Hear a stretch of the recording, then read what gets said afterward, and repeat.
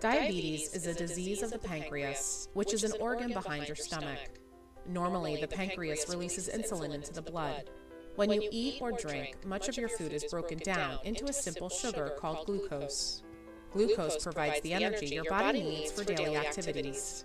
Insulin is the helper, or the key, that lets glucose into the cells of the body.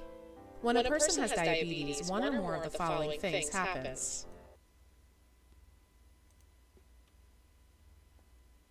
Understanding type 2 diabetes.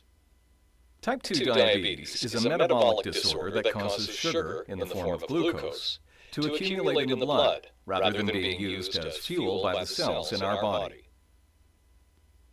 When we eat, food is broken down by our digestive system into nutrient molecules that are then absorbed through our digestive tract for use by the body. Foods containing carbohydrates.